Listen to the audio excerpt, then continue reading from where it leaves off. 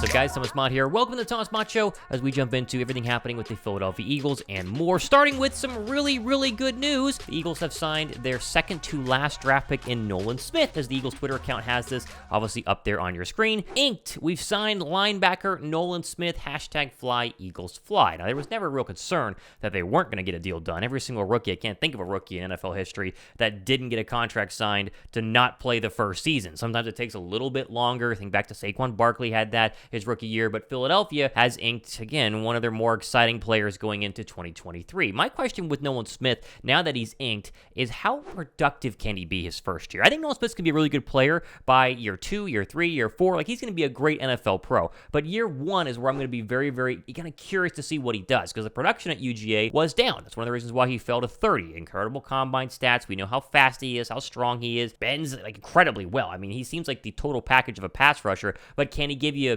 10 sacks year 1, 6 sacks year 1, 2 sacks year 1? How much playing time is he going to get, kind of having to sit behind Hassan Reddick, who's going to get obviously almost 99% of the snaps that he's able to play, not 99% snaps of all of these snaps that he's going to play. But I'm very curious to see where Nolan Smith is at on this. Let me know what you guys think down below in the comment section. Thumbs up, though. Great news here that Nolan Smith is now signed. Philadelphia has one remaining, and that, I believe, is Keely Ringo. Now, in terms of the current cap space, after the Eagles have signed their second to last rookie in Nolan Smith, on the road to victory with Jimmy Smith has this tweet to show you where the cap hits are right now. The estimated cap space is $13.455 million, and we always talk about bringing in that extra player. Technically, with this money, you could do so, and you see the money here. Nolan Smith makes $2.8 million his rookie year. Jalen Carter makes $3.9. Tyler Steen makes $1. Sidney Brown makes $1. Shows you the value of hitting on draft picks early, because Jalen Carter, who could be a Pro Bowl caliber player, is only going to make under $4 million this year. It's unbelievable how he obviously was able to do. I mean, any team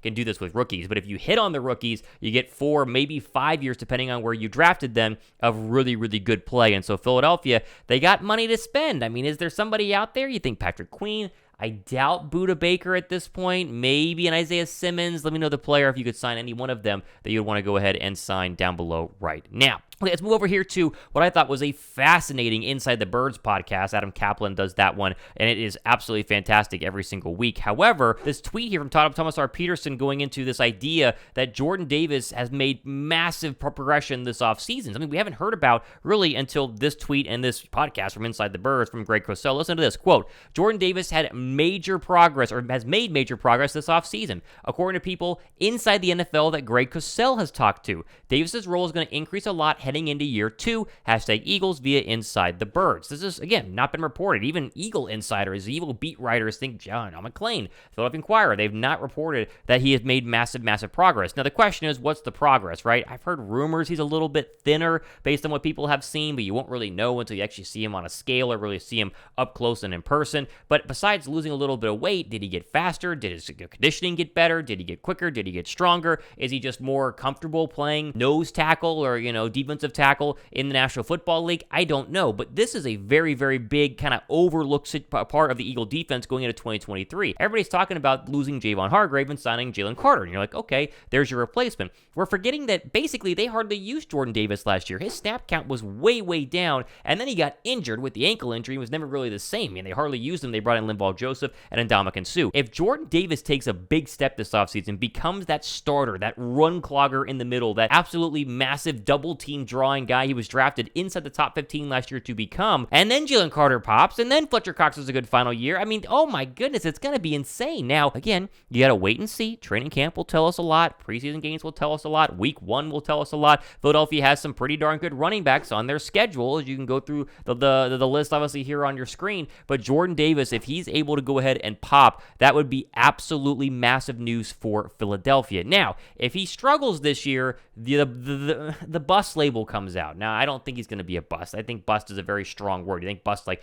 Ryan Leaf or Jamarcus Russell, but bust can technically be out there for defensive tackles drafted in the first round who basically just come rotational guys. I mean, every single year there are rotational guys that never really become anything. Solomon Thomas is one of the most, I would say, poor or best examples of poor play from a top 5 draft pick who never turned out, still in the National Football League, still produces some numbers, but isn't effective and a real scary player to go up against. No one's game plan planning for Solomon Thomas. If Jordan Davis takes that leap, then you have to game plan for Jordan Davis, and that makes a massive, massive difference. So we'll see what happens, but the rumors are saying he's gotten way, way better, and that would be really good news for Philadelphia. Okay, over here to another Eagle player, another Georgia Bulldog, because if you're talking about the Eagle defense, you're most likely talking about a Georgia Bulldog, just statistically, there's so many on there, who apparently is looking at a bigger role in the 2023 season, and that's no surprise that Nakobe Dean is the person we're talking about. Kelly Reinauer has this, obviously, when being interviewed by Josh Tolentino, quote, "I've been working to be able to do everything I need for this team to have us be the greatest defense that we can be,"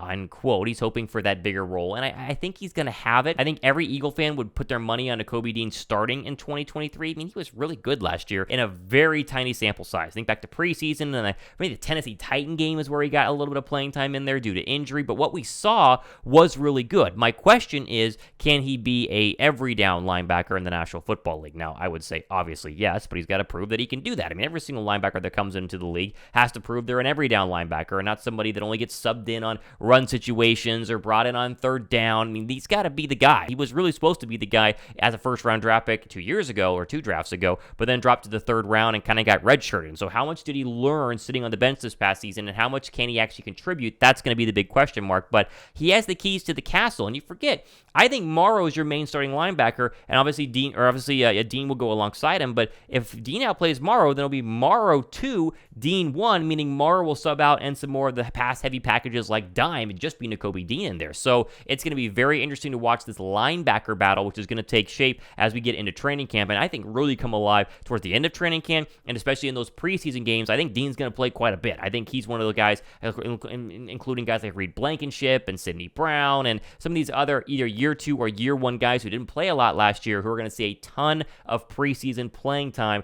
with a chance to win a starting job and become a starter for one of the better defenses and better teams in the NFC, if not the National Football League. So it's going to be very exciting and very fun to go ahead and watch. Okay, plenty more stuff happening the next couple of days and weeks. I go out of town on Friday, but I have some shows planned for whenever I'm out of town. I'll bring my equipment as well, but I'm going to be in the UK and obviously traveling all around Europe, and so I'll be gone for 10 days, so it might come down a little bit, but trying to go ahead and produce as much content as possible for you guys. And obviously, if something big happens, I will be jumping on my phone and giving an update there as well. Also, very close to 12,000 subs. If you appreciate the channel, help me get to 12K subs, hit the red subscribe button down below. I would greatly appreciate that. Okay, plenty more stuff happening the next couple of days and weeks, as I said. We'll also do a Wednesday link live on Wednesday night at 7 p.m., so be sure to go ahead and subscribe for that. I'm Thomas Mott on what has been a very interesting Monday. Finally getting Nolan Smith signed. That's really good news. This has been the Thomas Mott Show.